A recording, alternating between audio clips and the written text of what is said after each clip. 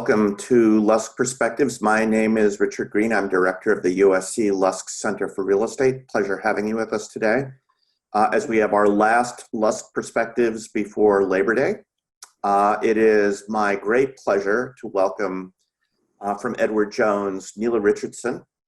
Nela has long been a crowd pleaser here at the Lusk Center. She's spoken at our retreats to great praise from our audience, and we're really looking forward to what she has to say. Just a little background: she has a PhD in economics from the University of Maryland. She's worked variously at Freddie Mac, the Consumer Finance Protection Bureau, Redfin, where she served as chief economist. Before that, she was at Bloomberg, and now she's principal with Edward Jones, responsible for investment strategy for them. Just a couple of housekeeping items before I turn it over. First of all, we're going to be changing our format a little bit for the next month or so. We will continue Lusk Perspectives, but they will be in the form of a podcast recorded webinar because of people's availability. So look for Lusk Perspectives from Amy Cutts on credit scores, from Lori Goodman on the state of the mortgage market, Lori from the Urban Institute, from Sean Armstrong on distressed debt, and from Roy March on the state of the CMBS market. If you have questions for Nela, feel free to type them into the Q&A box, and I will do what I can to moderate your questions. Sometimes I combine similar questions together so that I can get to as many as possible. And with that, let me ask Nela Richardson to take it away. Nela, thank you very much for being with us this morning. Well, it's a delight to join you. Thank you, Richard. I'm going to just jump in and get started by sharing my screen here. And I'll just say from the outset, it's a delight to join your audience. I've always enjoyed speaking to this group. I look forward to Q&A. So I want to make sure we leave plenty of time for that. I also want to say I'm wearing two hats today in this presentation and in general. I'm both an economist by training, but I'm also an investment strategist. And never have those two roles felt so disconnected. It's actually the number one question we're getting from clients.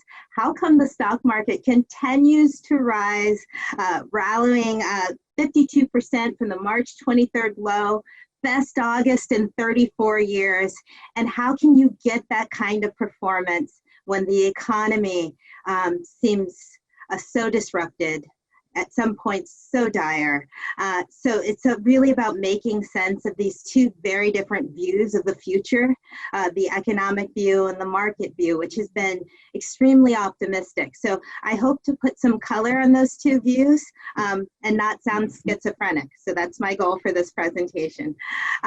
So here's what we're thinking about in terms of investing in the age of COVID. So that's kind of what I'm wrapping this presentation around. The first point, it's been said by many, including our current Fed Chair Powell, that the path of COVID-19 will shape the economic recovery. You can't get around it. When this all first started, there was this false choice between safety and opening up the economy. And we now recognize that you can't do one without the other. And so this is very much top of mind. We think, like a lot of analysts who are studying this space, that the recession is likely to be abnormally short, I would say, to start to recover in the third quarter with a big bounce. But what comes after that is actually more interesting, a lot slower than I think people are expecting, a lot more protracted. And so we'll talk a little bit about that. Part of that big bounce is related to the third point. It's really the help that we've seen to date from the monetary and fiscal stimulus, and optimism that stimulus will continue. And that's going to be called out into question as well. And then finally, because I am an investment strategist, I'm going to leave you with some free investment advice in terms of what we're expecting. But one thing to be sure, the first half of 2020 shows you the importance of a long-term perspective, because if you would have pulled out your money on March 23rd as the markets went haywire, you would have missed one of the most remarkable rebounds that we've seen in the market. So this is just a case study, a clinic in diversification and in discipline, and in an emotional time fraught with a lot of fears by people, not making emotional decisions. And I know you all know that, but it's a great reminder.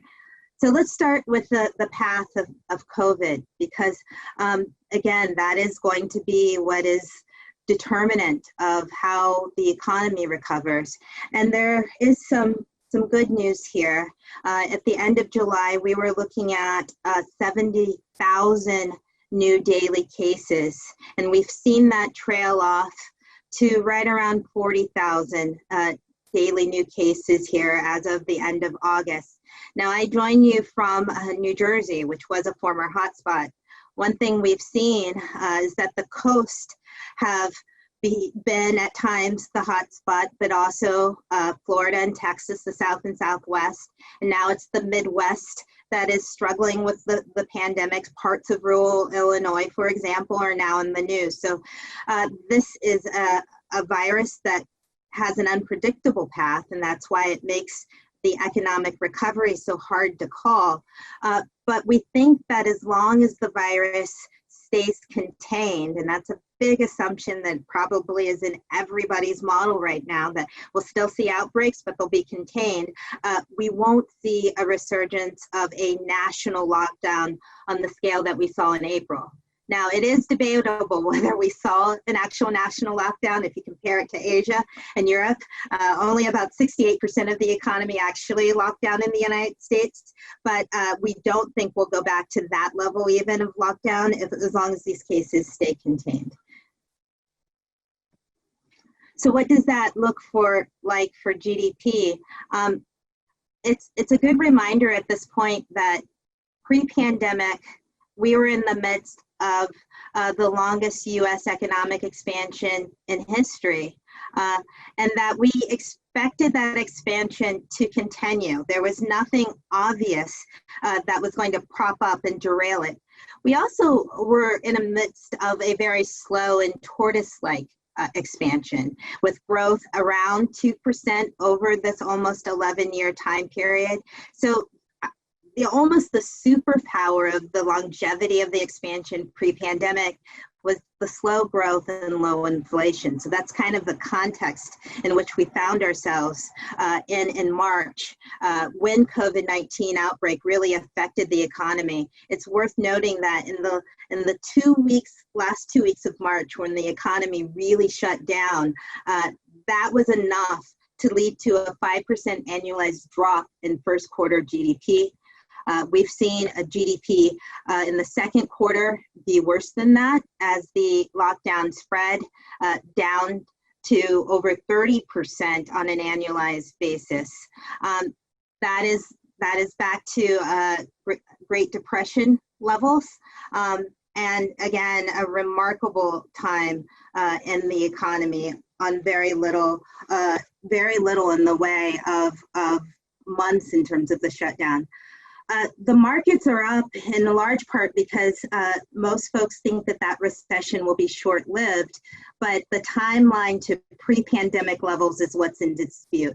And so even if we can declare victory on the recession, it's going to be a long time till we reach back to 2019 levels of economic output.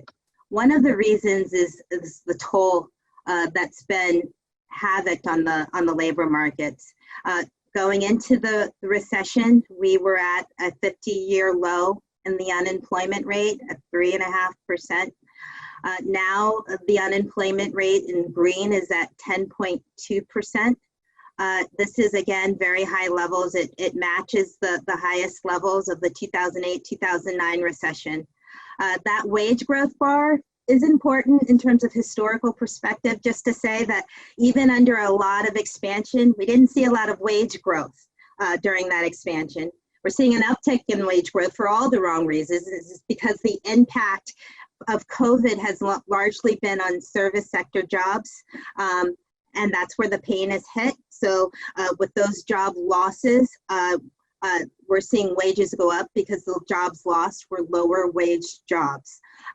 And as we're seeing some recovery in those job losses, there's also a lack of momentum. So we're getting fewer and fewer jobs posted every month, and that's something to watch, because what's important in terms of the labor market is that the temporary job losses stay temporary. If they transition to permanent job losses, then it's going to take much longer to see an economic recovery. And so that's something we're watching rather closely. The last point I'll say to this is one of the indicators we're watching, which I don't have a chart for, and we have plenty of charts, so I don't want to over chart you, is jobless claims, which come out every Thursday. You know, I am fascinated by the market reaction to jobless claims, because at over 1 million people applying for unemployment insurance every week, that's still some progress from 6.9 million that we saw earlier at the early stages of a pandemic. And even a drop below 1 million is cheered in the markets, even though that's much higher than the 700,000 previous record in any other downturn. So regardless of how you cut it, this 1 million is way too high for a healthy recovery. It's something we're watching, and we need that number to come down much more quickly than it has been. You know, I've and several of my colleagues have started looking at different data than just the standard backward-looking data like the labor market, to kind of figure out what's going on in this economy, because you're seeing a lot of bizarro things. I'll just be frank with you. This is a time of honesty. First of all, again, I don't have a chart on this, but we can just talk about it. You guys are all in real estate. The housing market. The housing market is booming. We saw the biggest monthly gain in July from June on record in the midst of a pandemic. Existing home sales up 25% for the month. We also saw high house prices up 8.5% for a median sales price that's the highest on record. We're seeing, if you believe popular lore, and I do, a bit of a migration out of the cities into the close-in suburbs, maybe even further out.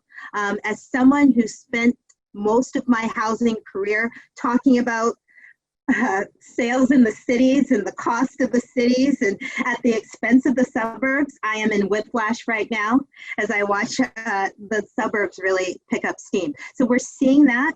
And we're also looking at the recovery in terms of things like airplane bookings, which are still very low. You can see in that chart compared to a year ago, but have seen some recent improvement. We look at restaurant reservations. I myself have not sat inside a restaurant since March 10th, which happened to be my husband's birthday. That means the market March 23rd low, which was my anniversary, was at home for me ordering takeout. So watching open restaurant reservations is something that we're looking at. We're also looking at mobility data. This is Labor Day weekend coming up. It's usually a high mobility data. As a resident of New Jersey with kids in public school, I cannot leave the tri-state area unless I have all of my kids quarantined for 2 weeks. So the choice of going outside of the tri-state means my kids can't go to school when we come back over the weekend. That's likely to affect that mobility data. So we're seeing some improvement, but still far short of last year, even in these early numbers.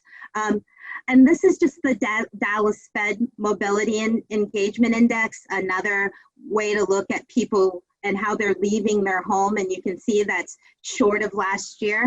And some scenarios. If the reopening continues to be safe, we might see an economic recovery that strengthens. But again, it's the path of the virus that will be dependent. Right now, the Atlanta Fed is projecting GDP growth, though, in the third quarter, based on data kind of like this and other data. They're expecting a rebound in the third quarter of 26%. If that happens, and that could be a pretty optimistic forecast, but if it happens, we'd still be 5% below the 2019 pre-pandemic level. So still a long haul to go in terms of the economy pre-crisis. I like to show this chart after really giving you a lot of bad news. I like to balance it with a little bit of good news. A little bit of good news here is that household balance sheets were in pretty good shape going into this crisis, and they've held up mainly because of the unprecedented levels of federal stimulus. And that's why that stimulus, that fifth round of stimulus currently sitting on the sidelines in Congress is so important to so many people. Here we have household debt service ratios, only to make the point that if you look at savings compared to disposable income, or debt compared to disposable income, you can see that we were at low levels going into this pandemic, lower levels than in the 2007-2009 period. And if you compare that then to our friends up north in Canada, when it comes to the consumer going into this pandemic, we were in much better shape. In Canada, for every dollar of disposable income, the typical Canadian has $1.77 in debt. So their trajectory is going to look quite different than in the United States, where we have low levels, relatively speaking, of consumer debt at the moment, but high levels of federal debt, which Canada doesn't have. So every developed nation is going to have a different composition, and their recovery is going to look slightly different, even though the trigger for a recession is the same for all of us. So one of the reasons that the markets have done so well, I would say this is probably the primary reason, is the Fed response to date. If you can just come back with me to March, what was going on in the credit markets was astounding. Things that were typically liquid, like investment grade corporate debt, highly rated corporate debt, investment grade municipal debt, and even some long-term treasuries were selling like there was no tomorrow. I mean, things were just selling rapidly. We saw a lot of delocation in the credit markets, and the Fed reacted immediately. They did a few things, lowered benchmark policy rates to near zero. We know this. Announced unlimited treasury purchases, expanded purchases to commercial and residential mortgage securities. This is a playbook we've seen before in 2008, 2009. But then they did a step further, buying investment grade corporate bonds, investment grade bond ETFs, buying municipal bonds, so stepping into the credit market. And it's really Congress. The Fed can't take a loss. That's one of the rules of the road that the Fed plays by. They can't take a loss on a loan. And it was Congress who enabled this particular part of the playbook, investing in investment grade corporate bonds. This wasn't allowed during the 2008-2009 crisis. That allowed the Fed to be a bit more agile. And then finally, even investing in high junk bonds. Recently, we've seen another change by the Fed, this idea of average inflation targeting, allowing perhaps the inflation rate to go above 2% for an extended amount of time to get an average of inflation. And I might have missed my inflation slide here. I messed up. To get an average of inflation around 2%. In some sense, this is laughable. In some sense, it's tragic, because even with all that expansion, we haven't been able to jenny out 2% inflation. So the idea of the average inflation above 10% takes imagination. What would that take? It would take some kind of wage inflation, perhaps some credit availability, perhaps. But the truth is the Fed can set up a lot of facilities, but it can't make banks lend. And we've seen banks actually draw back, fall back in terms of lending to consumers, because they're not getting the margin they need to make that profitable with interest rates as low as they are now. So going forward, the Fed has done a remarkable job in providing liquidity to the credit markets and liquidity to the stock market, and that liquidity is underpinning the rally we've seen. But whether it can stimulate the economy is going to be a question that we'll have to come back to over and over again. And I think your speakers in this series will come back to that question. Another word on the policy response, not just in the United States, we're talking about trillions of stimulus, from bipartisan stimulus by the US government, waiting on that fifth round of stimulus, and the markets are priced for it. But if you look at the G20 countries overall, the stimulus to date has been larger for the G20 as a percent of GDP than any other, than all 3 years of the global financial crisis. And the second chart just shows you that the U.S. is not alone in terms of the stimulus, in terms of the amount of loans and equity injection and guarantees into the market by federal governments. In fact, if you look at Germany, Italy, Japan as a percent of GDP, they've all acted aggressively. That's a big difference from the 2008-2009 period. Nela, Yeah. could I ask just a clarification question? So on that last slide, Yeah. you have it being 11% for the U.S. Yeah, so this has risen.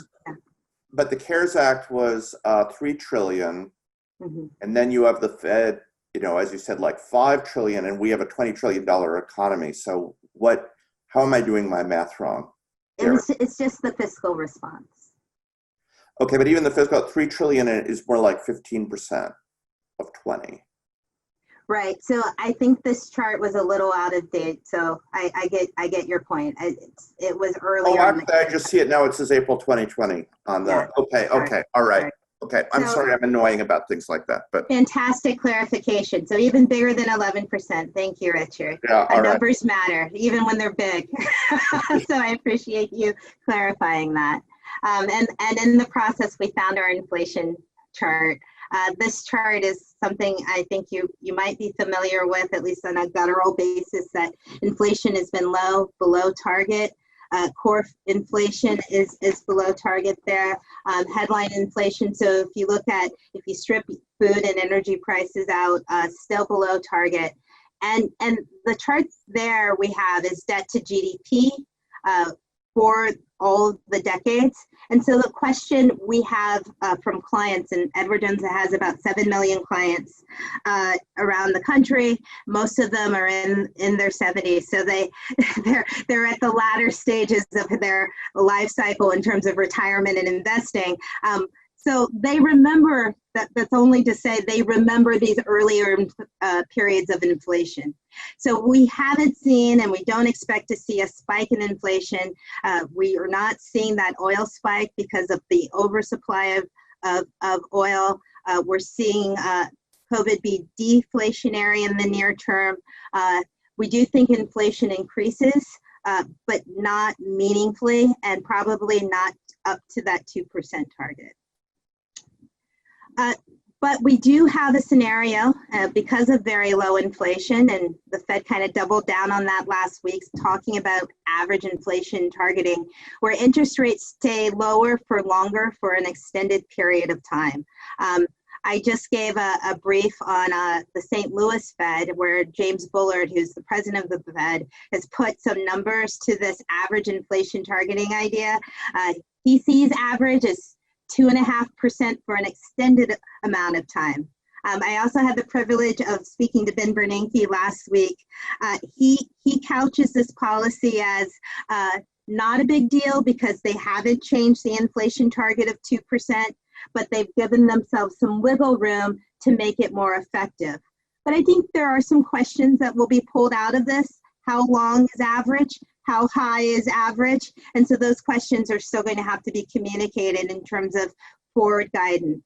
But here's what we see when we look at central bank policy around the world in terms of longer term bonds. And what we've just charted here is the 5-year average versus the 10-year government bond yields.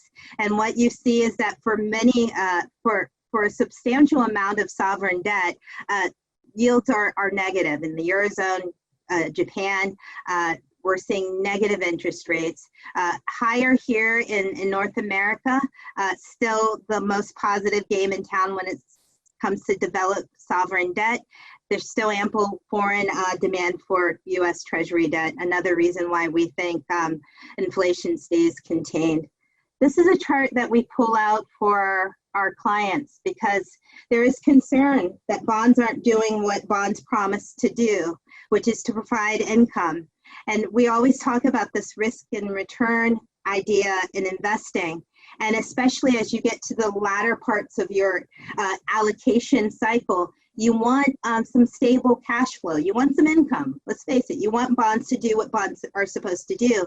But with these yields so low, bonds are not doing their income function. What they are doing is providing some cushion against volatility. So here we have a chart of years of declining stock prices and the returns of bonds over time. You can see generally when stocks fall, bonds increase, and that's why you get that diversification. That's really important. The question though is, can bonds even play this role going forward in a very low interest rate scenario? And that is something that investors are still working out. Speaking of stock prices, I mentioned that stocks are up 52% from the March 23rd low.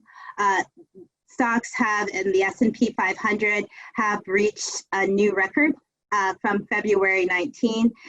Why is the biggest question I get from our clients is why are stocks continuing to rise as the economy is continuing to struggle? And the easiest answer is that the stocks are looking to the future. So they're looking for a quicker than normal recovery in the economy and earnings. And just like the second quarter was likely the trough in the economy, the bet in the markets is that earnings, which plummeted in the second quarter, will rebound sharply in 2021. And it almost didn't matter the magnitude of the economic decline in terms of the stock market. It was the forward look in terms of the recovery that mattered more. As we saw in the second quarter, about 81% of S&P 500 firms beat expectations. And I coined this the power of low expectations. Analyst forecasts had been so low that they were easy to beat. Most firms did that. But what earnings are, and earnings are the key driver to stock price performance over time. Earnings are usually take about 3 years to recover from a trough. The stock market is now projecting a quicker than normal recovery of 1 year. And that's where we think it's a little bit optimistic. So that's something we're watching in terms of earnings scenario going forward. The last thing I'll say on this, because there's so much we can talk about, is that we cannot forget that the S&P 500 is structurally different now than it was in 2008, 2009, meaning tech and healthcare are the only sectors that actually produced earnings in the second quarter, and they are driving this rally. The stay-at-home economy has benefited an over-concentrated stock market that leans towards tech and Zoom and Google Hangouts and everything we're using to increase connectivity. Just a word on global GDP. We're expecting a big decline in this year, around 5%, maybe a little more. To put that in context, that in 2008, 2009, we saw a global decline of about 0.1%. Right now, forecasters are still optimistic. The global economy is likely to rebound in 2021. So we'll see if those countries that were earlier on containing COVID can sustain the recovery. I think I'm running short of time, so I think ending with politics is an amazing way to end before we open up your questions. I hope you will agree with me, Richard, because I think we cannot miss the point that this is an election year. Typically, stocks do well in an election. The economy typically does well in election years too, and when it doesn't, it usually means the incumbent pays the price. But I think this, for a number of reasons, will be a different election year than we've seen. Here are a couple of things that we're telling clients. Here are 3 trends to remember. The first is with the chart, that consumer sentiment tends to be dominated by political affiliation regardless of market conditions. So you can see that chart of consumer sentiment from the Michigan University Consumer Confidence Survey. In the red are Republicans, blue Democrats. Democrats, not surprisingly, were more optimistic than Republicans during the 2 Obama terms. Republicans become more optimistic in 2016 under Trump. You can see all of them have declined in terms of consumer sentiment, but the order has retained, with Republicans still more confident than Democrats, independents somewhere in the middle. Interesting though, under the two Obama terms, the stock market returned about 14%. Under Trump to date, it's been about a 12% return, even under the pandemic. And so the takeaway is that stocks tend to increase about 10% on average, regardless of who sits in the Oval Office. It matters in many ways for many of us, but in terms of stocks, economic and corporate conditions matter much more than politics. We've also seen in the stock market declines right after elections. Stocks declined in 2008, immediately after Obama's first term, again in 2012. They declined in 2016, but those declines were short-lived, and then stocks rallied forward. So really, there's not a lot of attention paid by the stock market to either social conditions or politics. As much as we are distracted in terms of our views and on headlines in these two dimensions, stocks continue to be myopic in terms of how they work. I think this is a good place to end. I have other charts, but we can wait for if any of them are relevant in terms of the questions. So I'm going to stop my screen share for now and turn it over to Richard. Thank you. Nela, thank you very much. Not surprisingly, wonderful presentation, clear, thoughtful. So I'm going to use my prerogative to ask you the first couple of questions. So first of all, when you talk about the stock market, the S&P has a market cap of about 27 trillion, but Apple's about 2 of that. Microsoft's about 1.7 of that. Google is about 1.1, and Amazon's about 1.7. So like a quarter of the S&P is for companies. So how broad-based is this stock market performance, the excellence of this performance, and how much is it being driven by a handful of companies? It's being driven by a handful of companies. If you look at the performance to date from March 23rd to where we sit now, we can't deny that structurally, this is a market that's bent towards the benefits of COVID in terms of the stay-at-home economy and those stocks. So that is what's really driving, if we could say secular for 5 months, the 5-month trend. But every time we get optimism in terms of stimulus, optimism in terms either monetary or fiscal, every time we get optimism about vaccines, reopening, testing, medicines, we see a rotation from the tech stocks to more cyclical sectors, like even industrials, financials, that benefit from an economic recovery. So these rotations have been short-lived, but people point to them as evidence that the stock market rally is broadening. The last word I'll say on this is the question then comes, are we at a bubble, like a dot-com bubble that's going to burst? That's a pertinent question for those in California, even Southern California, probably. Well, we have a lot of employment now because basically LA is cheaper than San Francisco. So yeah, Microsoft, Google has a very large presence here. Of course, the content providers are here, which I actually would like to ask you about. But yeah, I'm sorry, continue.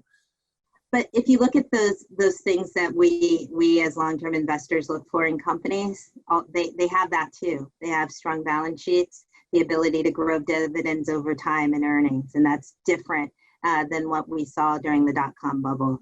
And if you listen to the commentary in those firms, there is a sense that those companies pulled some demand from future years forward, but also that they have a runway because there is going to be an economic transition that's permanent, and that need for connectivity is going to be important. So it's not just about tech in terms of investing or in terms of where the drivers are in the corporate economy. It's about those companies who are able to tap into tech-like attributes, like strong balance sheets, like using connectivity. We saw that with Target's earnings in terms of retail. Those retailers who double down on investing in e-commerce, those are the ones that are winning. Those that are tied to a physical location are not going to do as well. And you see that dichotomy going forward. In healthcare, innovative companies are going to be the ones that lead in that industry. So we think that there's opportunities at every sector, but you have to go industry by industry, trying to replicate those tech attributes.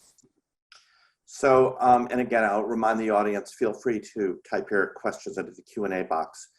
Let's talk a little bit about bonds, because, I mean, the strong return, recent return, reflects the fact that you had capital gains in bonds because interest rates fell. So the 10-year Treasury rate fell, more than about 200 basis points, not quite 200 basis points.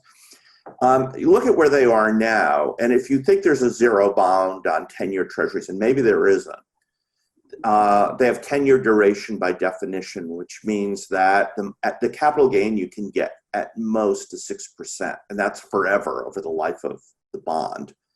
Well, you're getting 60, 70 basis points of current return. Does this change how well bonds work as from a diversification standpoint, given that there's a real limit now to their ability to gain value? Yeah, I think I hinted at that in my comments. We're not going to see, I mean, that chart I showed, that was also, there's a portion of that chart that experienced 1,000 basis points decline in interest rates. Yeah. If you think of 2019, which was a strong year of returns, that for both bonds and stocks, bonds performed the best it had in 17 years. It was because there was this decline in interest rates. We knew going into this year we weren't going to be able to mimic or replicate that. So it does call into question, how do you get that same level of not just income, forget income, real rates. I mean, forget where the 10-year yield is now. Real rates for everybody are is negative. Yeah. If you look at tips, they're negative. Right. So what we've done as a firm is we've overweighted high yield. So we've gone deeper in the credit space in order to get that kind of diversification.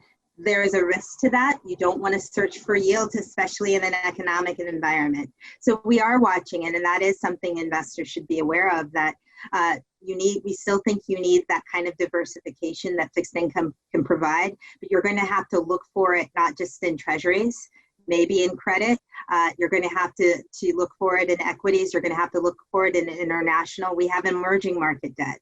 So it's going to have to broaden from just investing in treasuries. And is that a diversified portfolio of emerging market countries, or are there emerging countries that you really like? No, we are indexed, so we follow the MSCI index. So we don't take those kind of bets. Edward Jones is a very conservative firm when it comes into investment policy, and so we stay with the index.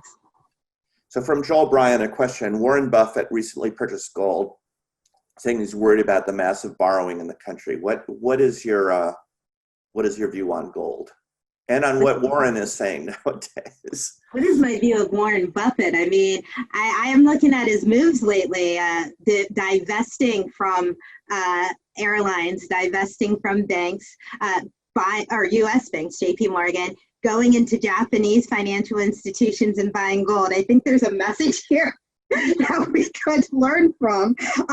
And we get this question a lot about gold. First of all, gold is up near record highs, so we're a little wary, and we still buy into the mantra, buy low, sell high, and it's high. So that's a concern for us. We don't like gold or precious metals as an investment class. This is part of our philosophy because they don't generate cash flow on their own. It's really a price that's driven by sentiment, supply and demand. And for that reason, it makes us wary. So we have a little bit in portfolio, but not a lot. So let's move on to our favorite hard asset, which is real estate among this group, which is a hard asset that does generate cash flow. Do you have views on the office market and what it's likely to look like going forward? And, because presumably you think about office REITs every now and then. I think it's going to be a painful restructuring for the office market.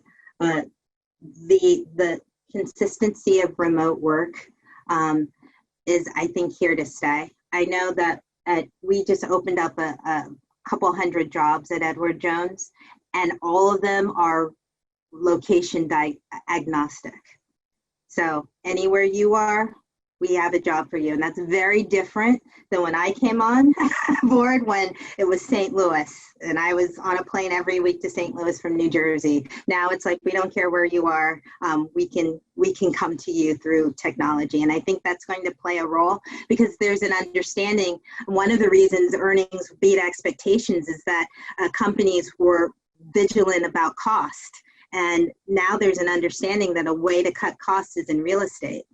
That being said, I think the need for in-person connectivity will actually be there in the future past COVID. And you can see that with some bets Google and Facebook are making in New York City, buying up real estate near Penn Station. Google is expanding its footprint in New York. So I think you're going to see a reorientation of cities. They're not going away, but it's going to be a painful near term in terms of office space. And a lot of companies that can stay remote will probably at least a portion of their workforce will be remote. So so tell us a little bit about, one of the big questions is can we maintain productivity with people working at home? And so one of the things that occurs to me is we are being very productive right now, working from home. I know I've been pretty productive the last 6-7 months, but part of it is there's nothing else to do.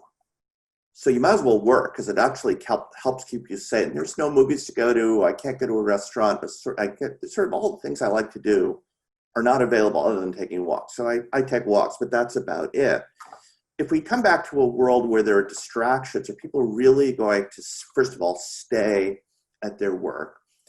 And the second thing is, how do you interact with your colleagues now? Because the Enrico Moretti stuff on the importance of accidental conversations, there's real empirical evidence that it matters, that just hanging out with people leads to the generation of ideas that other forms of communication don't. And CEO of and I will grant this is of an office real estate company, said to me, look, this working from home works well when it comes to doing the stuff you already know how to do. But from the standpoint of creativity and growth, she doesn't see that it's sustainable as a way to do business. Do you have any thoughts on that? Yeah, I might go in a different direction than maybe you're going, because I think the first structural hurdle here is schools. So I'll just give a personal scenario. This is the second day of school for my children. They're on an AB schedule, which means they are remote fully Monday, Wednesday, and Friday. And they are in-person half days, Tuesday and Thursday, and they are online afternoons every day of the week. Okay, that's the schedule. How do I go to work? I'm lucky that I can join you from Zoom and I can do most of my job from right where I am. But, if I'm in the construction trade, if I have to leave my home, how do I get care for that kind of schedule? And I think that we have a real structural behemoth this fall in terms of work. The second thing I'll say is that it's going to disproportionately affect women more than men, because women still are the primary caretakers. And we've already seen married women with children, their labor participation rate has gone down during this expansion. So what happens when you add this structural issue in terms of schools? And then bringing it back to the connectivity issue, I also think that those who go back into the office are more likely to be male. More likely to be older in their careers and not have these family considerations, or may have parental considerations. I've heard of a number of colleagues, their parents have moved in with them that they still are working with, but who is actually able to join that workspace? And who's going to be allowed to engage in that connectivity that we know leads to learning, leads to promotion, those accidental conversations that lead to familiarity and then access and job career growth. So that is a key concern for me, not just will we all be able to do it someday, but the disparate impact of who gets to do it and who won't be. Yeah. Well, Well, I think I'm going to return to, and Robin Billups asked a question. She said you largely answered it, but I still want to return to it, which is about diversity, equity, and inclusion, social justice, ESG. Are these real things that are influencing corporate behavior, or are they, in Robin's terms, just window dressing? I have to take a drink because I don't know how honest to be. No. We won't repeat anything you say. First, I've never seen corporations as a unified sector respond so directly, so immediately to a social cause. I participated, I'm on the United States Chamber of Commerce Foundation, and which is a right-leaning lobbying group, the Chamber of Commerce. And they hosted an equity of opportunity event this summer, had 6,000 small business owners, and are trying to engage with corporate America on a variety of different ideas related to racial disparities. I also had the privilege of interviewing two Fed chairmen, one in Atlanta, your colleague, your friend. Raphael Bostic, yes, and yes, we're very proud of Raphael. And Neil Kashkari with the Minneapolis Fed in the wake of the George Floyd killing. And what they both said was the Fed out front. First of all, acknowledging racial discrimination. Secondly, saying that maybe systematic racial discrimination, institutional racial discrimination. Haven't heard those words coming out of the Fed's mouth, saying that there is a role that the Fed can play, and hinting at what Powell had been talking about last year, that the lower they kept interest rates, the more they saw the benefits of a healthy labor market extend and broaden. So that's consistent.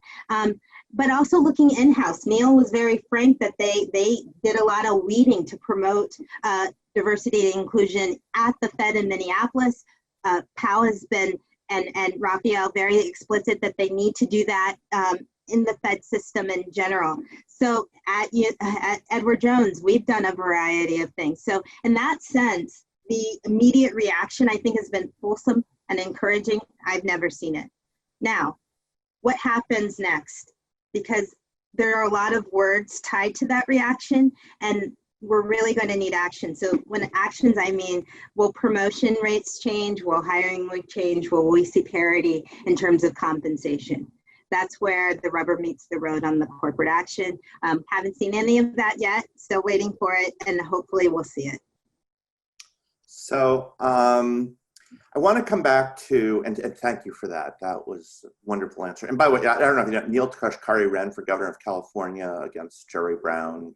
Didn't do very well. Right. But he actually has a fascinating campaign. One of the things is he lived as a homeless person in, I think it was Fresno, for a week to see what it was like. And I was always very impressed by that. And well, we could talk about disparities of California and the Central Valley versus the coast, but that's all. I do want to come back to a few more real estate issues. One is retail. And you referred, Target has been brilliant at basically integrating their bricks and mortar operations with their online stuff and their drive-through setup, so that if you don't want to wait for Amazon to bring you stuff tomorrow, you can get in your car and go get it. And I think they guarantee 3 hours, something like that. And Costco seems to be doing quite well. And they do really interesting things with inventory management. But as a sector, I mean, we've seen nothing but bad headlines. JCPenney, Neiman Marcus. Is retail dead? I mean, or is it with a very small number of companies, maybe Walmart, maybe Target, maybe Costco, and a few others? Grocery anchored stuff seems to be doing okay. Drugstores seem to be doing okay. But other than that, are we just done with retail now? We're done with brick and mortar. I think what we've seen. That's what I meant. Yeah. I think what we've seen in the retail industry is a speeding up of the timeline of what was already happening. we were already talking about dead malls. We were already talking about JCPenney over on its heels. And what COVID has done is the firms that were ready to adapt did, like Target. And I think my husband is like a key contributor to Target's revenues because he loves the app. I don't think he'll ever set foot in a Target again, honestly. And just more personal examples.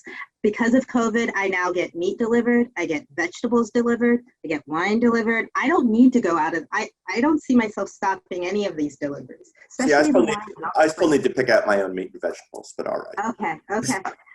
Good for you. But I think we're making transitions here very rapidly that weren't anticipated to happen for years, and now they're happening now. And what retailers had told us is that they were going to double down on experiential experiences for their customers. So when you go into an Apple store, what's the experience? When you go into a Nordstrom's, what's the experience? Well, nobody wants an experience in the time of COVID. And so it's going to be, again, dependent on the pandemic, whether we even want these experiences, and will we be able to feel them digitally as opposed to in person. So I think retail is changing, but it's changing in the same direction that change was going before the pandemic. It's just faster. Yeah, well, even the experience thing I never found particularly convincing, because when I've asked shopping center owners, how do you make money on experience? They can't really give me a good answer. I mean, restaurants, the way it used to work was, I remember Art Coppola, who ran Maastricht for years, saying that his best restaurant was worse than his worst real estate in terms of the economics of the restaurant per se, but you had them in the mall because they brought people in who would then buy stuff. And so if you're going to a world where now it is just the restaurant, and I'm remembering, well, the restaurants don't make money, how does that even work? Yeah. Indicates that, the story about experience is even a problematic story.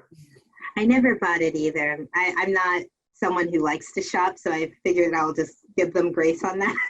Okay. Well, as I said, I do actually like grocery shopping, but I like looking at food, but that's it. Let me finish. There's just the two product classes. If you could say a few words, and I'm going to go from the bad one to the better one. Views on hospitality. When you show those great graphs on air travel, do you have any sense of when that might start to come back? And then finally, the only thing about industrials, we're building so much of it so quickly. Could we outstrip the demand for it? Oh, those are great questions. I don't know if I'll be able to provide a lot of insight on industrials. I think that is something to watch. We've been impressed. I'm going to start with the one I know, that question where I am not sure I can get as much into the weeds as I'm sure the questioner would like. But we've been impressed with the rally in industrials, albeit it's from a very low level. And that is a signal to us of an early recovery. So we are watching that space emphatically in terms of our equity research team. The first question, you'll remind me really quick. Hospitality. Do you have any sense of when people might start traveling again? I think, only to say, I think that I'm going to be a little contrarian, that the consumer gets back to traveling faster than the business sector does. And here's why. I think businesses have understood this cost-cutting measure, that a lot of these meetings that were in person don't have to be, and they're realizing that on the profits. I'm also concerned that cost vigilance will extend to who they bring back into the labor force that they laid off. And I think that's going to be a key trend to watch in terms of the corporate sector. Will they rehire? What the composition of that rehiring will be? Will it be contract work or permanent work? We saw out of the 2008, 2009 recession, it was part-time and contractors first before permanents. And then I would lump this into the commercial real estate question and the airline travel. We estimate that business travel is about 12% of airline revenue. So can you do it on the consumer side? I think people are ready to travel. I think that there is money. If you look at the housing market, there is some money there for the upper income folks or if even home renovations, that people do want to get out once it's safe. So I think it's a matter of just holding on for the airlines until we get the safety that will encourage people to travel again. So we're coming up close, but there's one really good question from John Loper. So if you're willing to stay maybe a minute or two over, I do want to ask you this question. So from John Loper, do you see companies moving to states that have had shorter or less restrictive closings for COVID-19 since the business in the South and Texas have been able to continue while Tri-State and West Coast has been more restrictive and are still mostly closed? Will it accelerate growth in these regions? And so will their real estate recover faster? So it's sort of, how will this influence where people locate? Corporate companies will pick. Yeah. I don't think big businesses are going to pick up and move for anybody. They don't have to. Now they can source talent from, I know, anywhere in the world, right? Because anywhere where there's strong connectivity. Smaller businesses, though, might make a lot of sense. In fact, in New York City, there's this Seinfeld debate of whether New York is dead. Why am I going to pay taxes, and taxes are going to go up when I can relocate to Florida and operate my business not at 25% capacity, but at full capacity? And I think that decision for smaller businesses is going to be meaningful. So why I don't expect large companies to be influenced by location, medium and small firms may well be influenced by location. You might see that rotation out of those major cities that are more locked down. Yeah, the thing about the New York is dead or the San Francisco is dead narrative is the world's great cities have had periods when they've been written off as dead. Yeah. And Tokyo was 90% level during World War II. And it still, it never ceased to be the center of economic activity in Japan. London has been through pandemics and wars, and it's still London after. Now there've been down periods, and New York in the 70s, to New York dropped dead. It was fiscally a mess. It was horrible. It had crime, and it came back. So, but the question is, I think when it comes back, that's really hard. Is it 3 years, 5 years, 10 years? That's going to be a really hard question to know the answer to. And I would love to talk to you for hours about cities. I would enjoy listening to your insights on that. But I'll just leave on an up note, because I think one thing that's troubled me about cities is how the growth has not been inclusive. And if you look at who's leaving the city, it's the people who can leave the city. It's the people who can afford to leave the city. And what's left are the people who are in the city, who live in the city, whose families in the city, who's working in the city and can't leave. And I'm not sure that is a bad thing, that the city comes back to the people who are rooted there. And now it's up to the city to figure out how to make it work for the people who are there and are committed to being there. And I think that might be a bright spot that comes out of some of this dislocation. So on that eloquent note, let me thank you again, Nela Richardson, for joining us today. I hope you'll come back and see us again sometime. It's always really wonderful to have you. Thank you for how forthright you are in your views, your very well-informed views. And I would like to remind people, again, our next set of Lusk Perspectives will be podcasts, videos that will be on the Lusk Perspective websites. We hope you'll sign up. Again, thank you all for joining us. We'll look forward to seeing you again soon. Have a great Labor Day weekend, everybody.